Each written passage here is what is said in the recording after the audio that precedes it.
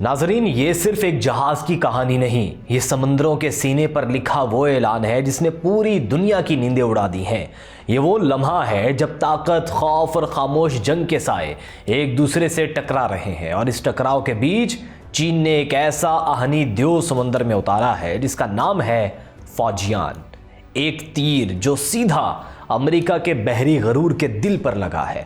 یہ منظر اس سمندری طوفان جیسا ہے جسے روکنے کی ہمت کسی میں نہیں، جہاں ہر لہو ایک پیغام دے رہی ہے کہ آقا بدلنے والے ہیں، راج تبدیل ہونے والا ہے، اور بحیرہ الکاہل کا سینہ اب دو بادشاہوں کی تلواریں برداشت نہیں کرے گا۔ جب چین نے نومبر 2025 میں فوجیان پیش کیا، دنیا کے طاقتور ایوانوں میں ایک خاموش مگر ہلا دینے والی لرزش دوڑ گئی، کیونکہ یہ جہاز صرف لوہے کا ڈھانچہ نہیں، یہ وہ سیاسی اعلان ہے جس میں شی جن پنگ کہہ رہے ہیں کہ بحر الکاہل صرف امریکہ کا نہیں، اب ہمارا بھی ہے۔ یہی وہ لمحہ ہے جہاں نئی سرد جنگ، نئی بحری دوڑ اور عالمی طاقت کا نیا باب شروع ہوتا ہے۔ آپ دیکھ رہے ہیں 92 نیوز ڈیجیٹل۔ ناظرین، میں ہوں احمد چودھری۔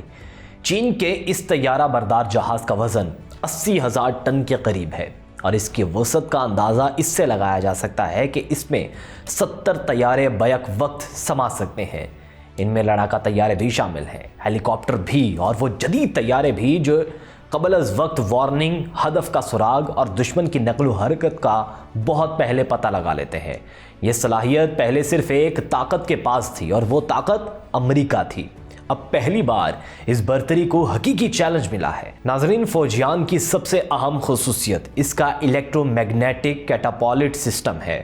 یہ ٹیکنالوجی طیارے کو کم رن وے پر زیادہ وزن کے ساتھ ناقابل یقین رفتار سے فضا میں لے جاتی ہے۔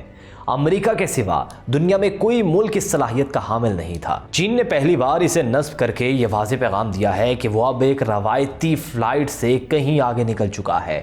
چین کے پہلے دو طیارہ بردار جہاز لیاوینگ اور شینڈانگ اسی جمپ ڈیک پر انحصار کرتے تھے۔ اس کی جمپ ڈیک میں طیارے کو زیادہ رن وے اور مخصوص زاویے پر رفتار درکار ہوتی ہے، جس سے وزن اور صلاحیت محدود ہو جاتی ہے۔ لیکن فوجیان نے چین کے کیریئر اسٹرائک گروپ کو ایک نئی سطح پر پہنچا دیا ہے۔ صدر شی جن پنگ نے فوجیان کی لانچنگ تقریب کو صرف ایک فوجی تقریب نہیں رہنے دیا، انہوں نے اسے ایک سیاسی علامت میں بدل دیا۔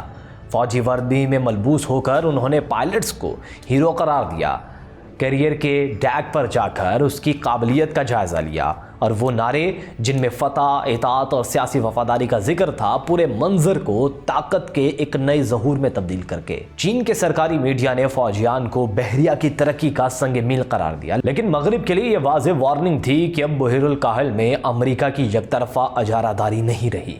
دنیا میں اس وقت امریکہ کے پاس 11 طیارہ بردار جہاز موجود ہیں، جن میں سے 10 جوہری طاقت سے چلتے ہیں، اور وہ 1,00,000 ٹن وزن کے حامل ہیں۔ لیکن چینی ماہرین کے مطابق اب میٹرک صرف وزن کا نہیں رہا، ٹیکنالوجی، رفتار، لانچ سسٹم اور رینج وہ عناصر ہیں جو اصل طاقت کا تعین کریں گے۔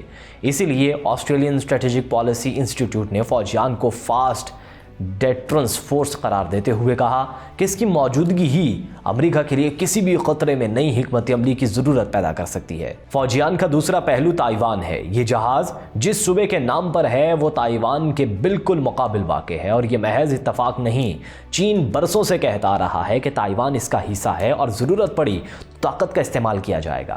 فوجیان کی موجودگی چین کی اسی پالیسی کو عملی اظہار ہے کہ وہ اب دفاع کے مرحلے سے آگے بڑھ چکا ہے، اب وہ مقابلے کی پوزیشن میں ہے۔ اگر آبنائے تائیوان میں کشیدگی بڑھی تو چین اس قابل ہو چکا ہے کہ وہ امریکہ کے کسی بھی بحری بیڑے کو چیلنج کر سکے گا۔ اسی دوران امریکہ، جاپان، آسٹریلیا کی مشترکہ مشقیں تیزی سے بڑھ رہی ہیں۔ امریکہ نے اپنے طیارہ بردار جہاز بحر الکاہل میں مستقل بنیادوں پر تعینات کر رکھے ہیں۔ جاپان اپنی دفاعی حکمت عملی تبدیل کر چکا ہے اور امریکہ کے ساتھ نئی دفاعی ڈیلز کر رہا ہے۔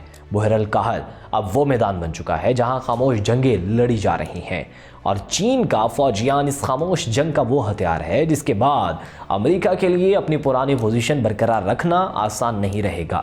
بین الاقوامی سیاست میں طیارہ بردار جہاز صرف جنگی طاقت نہیں ہوتے، بلکہ پورے خطے میں سفارتی دبدبہ قائم رکھنے کا ذریعہ ہوتے ہیں۔ امریکہ دہائیوں میں گن بوٹ پالیسی کے ذریعے دنیا میں اثر قائم رکھتا آیا ہے۔ چین اب اسی حکمت عملی کی طرف بڑھ رہا ہے۔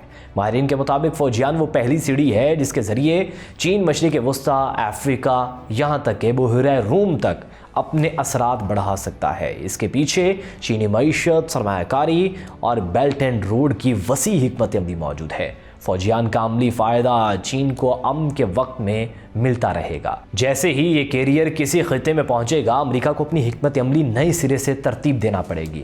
اگر امریکی کیریئر آس پاس ہوں گے تو طاقت کا توازن تبدیل ہوگا، اگر ہٹیں گے تو چین کی پوزیشن مضبوط ہو جائے گی۔ یہی وہ خاموش مقابلہ ہے جو دونوں ممالک کو اس دہلیز تک لے جائے گا جہاں بحری طاقت فیصلہ کن کردار ادا کرے گی۔ چین نے یہ پیغام بھی دیا ہے کہ اس کی فوجی ترقی صرف دفاع تک محدود نہیں رہی، وہی راستہ اختیار کر رہا ہے جو کبھی امریکہ کی شناخت تھا۔ اب سوال یہ ہے کہ آنے والے برسوں میں بحر الکاہل، تائیوان اور بحیرہ جنوبی چین میں طاقت کے تصادم کا نتیجہ کیا ہوگا۔ ایک طرف امریکہ ہے جو اپنی عالمی حیثیت برقرار رکھنے کے لیے ہر قیمت ادا کرنے کو تیار ہے، دوسری طرف چین ہے جو ایک انچ بھی پیچھے ہٹنے کے لیے تیار نہیں۔ یہ نئی سرد جنگ نہیں، یہ گرم ہوتی ہوئی خاموش جنگ ہے جس کا سب سے روشن، سب سے بھاری اور سب سے خطرناک ستارہ ہے طیارہ بردار بحری جہاز فوجیان۔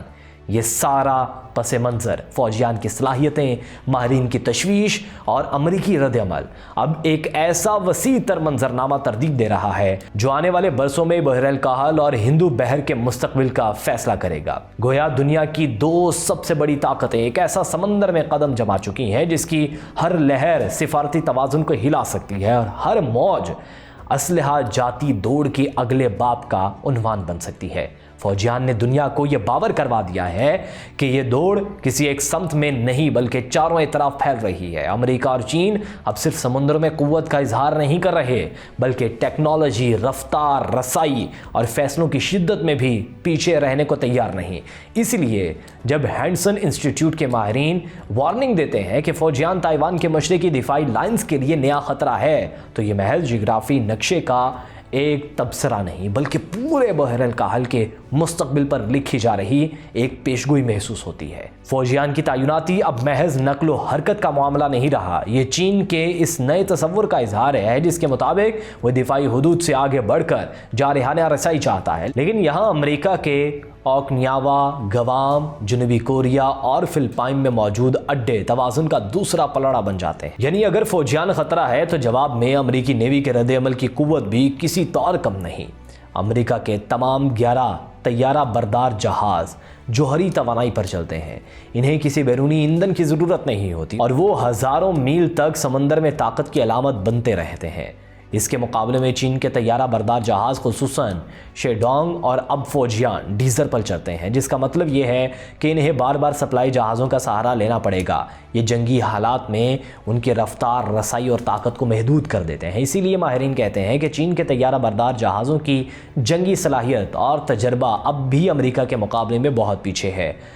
خود چینی نیوی بھی اس حقیقت سے بخوبی واقف ہے، اسی لیے چین نے چوتھے طیارہ بردار جہاز کی تعمیر شروع کر دی ہے اور جوہری طاقت کے حامل جہازوں کی طرف بڑھنے کی تیاریاں بھی کر رہا ہے۔ امریکی ریئر ایڈمرل کا کہنا ہے کہ چین کے پاس صرف 3 کیریئر ہیں اور امریکہ کے پاس 11۔ بات صرف تعداد کی نہیں، دہائیوں کی جنگ تجربے کی ہے۔ آج بھی امریکی بحریہ کا USS جیرالڈ آر فورڈ دنیا کا جدید ترین اور طاقتور ترین بحری پلیٹ فارم سمجھا جاتا ہے، لیکن چین کی پیش رفت نے عالمی طاقتوں کو نئی سمت میں سوچنے پر مجبور کر دیا ہے، کیونکہ اب سوال اٹھنے لگا ہے کہ آیا روایتی طیارہ بردار جہاز مستقبل میں اتنے ہی مؤثر رہیں گے یا نہیں۔ جدید میزائل ٹیکنالوجی نے انہیں پہلے جیسی ناقابل تسخیر طاقت نہیں رہنے دیا۔ دشمن کا کوئی دور مار میزائل، کوئی خاموش لہر یا کوئی جدید ڈرون انہیں نشانہ بنا سکتا ہے۔ اسی لیے کئی ماہرین کا خیال ہے کہ مستقبل میں اگر مصنوعی ذہانت اور ڈرون ٹیکنالوجی مزید مضبوط ہو گئی تو ڈرون کیریئر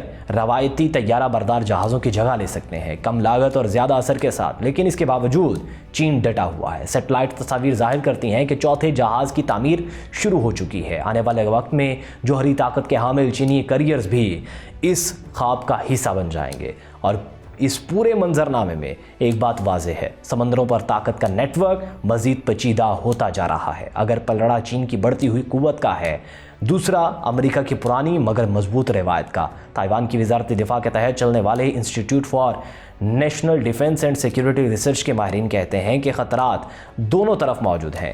اس کا مطلب ہے کہ صرف عسکری خطرہ نہیں بلکہ وہ سفارتی بوجھ بھی ہے جس کے تحت بڑی طاقتیں اپنی پالیسیاں تشکیل دیتی ہیں۔ چین بھی نئے طیارہ بردار جہاز بنا رہا ہے، امریکہ بھی۔ ایک طرف تیزی سے بڑھتی ہوئی بحری قوت، دوسری طرف جدید ٹیکنالوجی، AI، ڈرون، سیٹلائٹ، سب ایک نئی دنیا کی بنیاد رکھ رہے ہیں جہاں جنگ ٹینکوں اور توپوں سے بڑھ کر رفتار، ڈیٹا رسائی اور ٹیکنالوجی کی برتری سے لڑی جائے گی۔